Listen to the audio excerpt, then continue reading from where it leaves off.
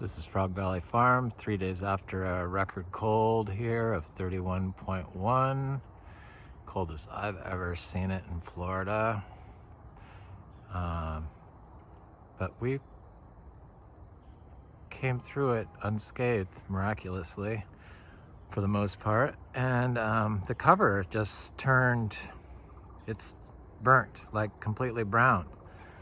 So when I see that, I know it's a good time, especially if it's going to rain, which it's supposed to do later today.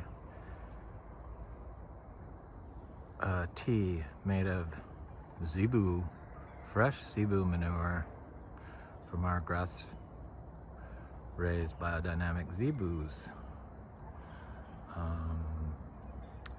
And so I take some manure, just a few pucks of it. It's like a hockey puck size. And I put it in a 5-gallon bucket the day before I'm going to do it. And I stir it a couple times and add some water. And it completely disintegrates by the next day. So then I used to strain it and spray it, but I despise doing that. And so I just cut some branch or stalk of, in this case, heliconia, and I fling it, splatter it onto all the brown stuff on the cover, onto the cover. And yeah, I keep it covered the day before, overnight, in the shade, and it's completely disintegrate. It's completely liquid, and I do 2 of those things, and you can dilute it with water. I prefer to use rainwater, but in this case I use the calcium carbonate infused well water.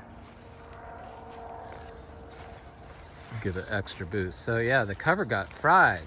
I mean, everything is like burnt to a crisp, but these little seedling jackfruits, no problem. All the ginger, no problem. Sugar apples, they're dormant, so no problem. But the cover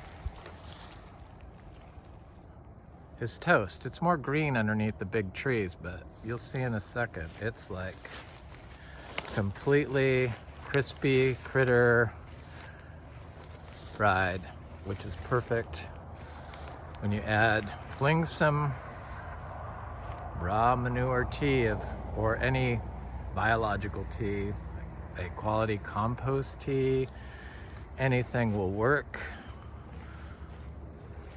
Zebu I've found to be the best that I've used. I've used horse, I've used mule, I've used donkey. Spraying or flinging biological teas like Biodynamic Prep 500, which we made this year I found some lactating horned cows, and I made it with a friend of mine who had the cows, zebu cows, and we made it according to the Indian biodynamic calendar, because there's no information on tropical biodynamic growing, period, that I could find, except for in India. So we had coconut palms, so we made it and we buried it, and on the winter equinox, and we're gonna dig it up on the spring equinox. So I'm gonna put the manure tea onto the cover today, and then after the spring equinox,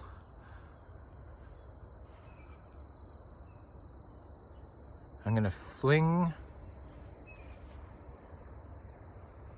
Biodynamic Prep 500 that we made onto the cover. And you do the entire everything. I don't do the trees. I do the trees with the Biodynamic 500, but the raw manure I keep on the cover.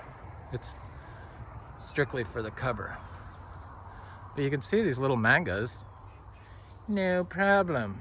This one's just starting to form buds, so achacha, no problem. It's very easy to see all the dead, or the plants. I think that's I forget what that is. But this Ingus spectabilis didn't like it, but it's fine, just leaves. The larger leaves, the young leaves are totally fine. The guanabana,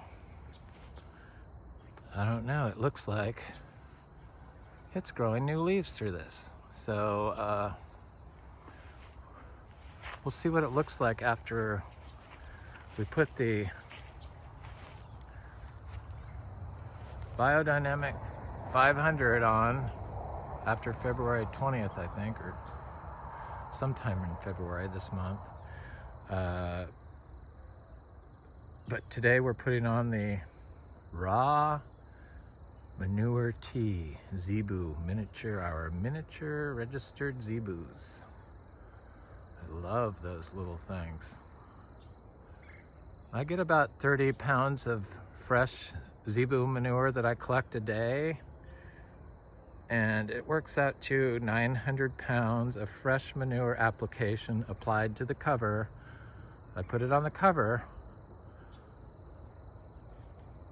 You can plant plants directly covered in fresh zebu manure. It will not hurt them. And that's how you build humus, and that's, I believe, what helped us get through this freeze without any damage to the trees for the most part, which is miraculous.